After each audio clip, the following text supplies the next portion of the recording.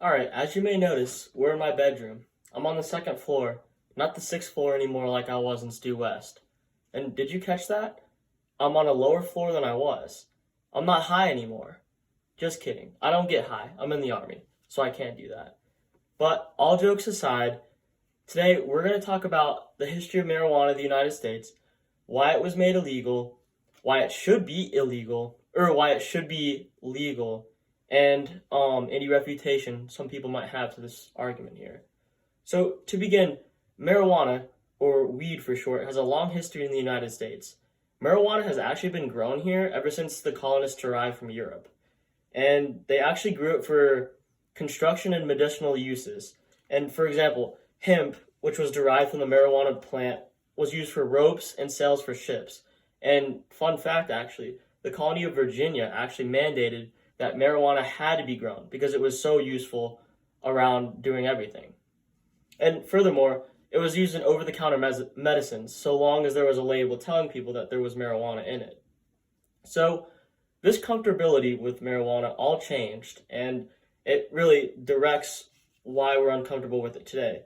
So it all changed with the Mexican Civil War.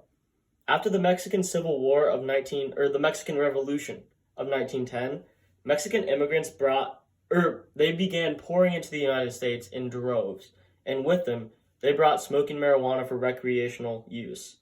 Now, this was a pretty scary proposition for the average American at the time. So, and at the time, there was a lot of fear that lower income groups, such as newly arrived Mexicans, when combined with smoking marijuana recreationally, they would commit crime. And one by one, states, along with anti-drug and anti-marijuana groups, began making marijuana illegal for recreational use, state by state. So as you can see, the criminalization of marijuana is not only unjust, but it also carries racist undertones. So, in essence, it has been morphed into something that it is not. Furthermore, things like alcohol, which is legal, is as dangerous, if not more dangerous, than marijuana itself. So there are many other reasons why there should be federal marijuana legalization. To begin, there are hundreds of thousands of Americans in jail solely for possession of marijuana. They are not bad people, they are not criminals in my opinion, and they were just caught using something almost harmless just for recreation.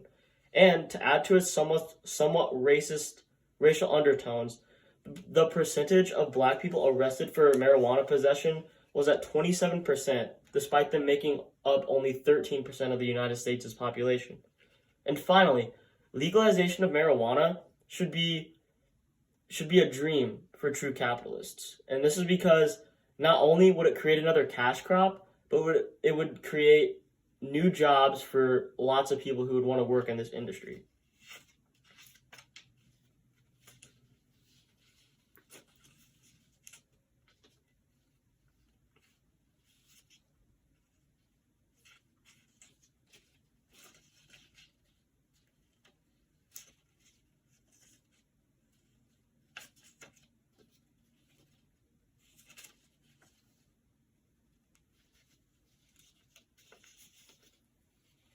So after hearing all these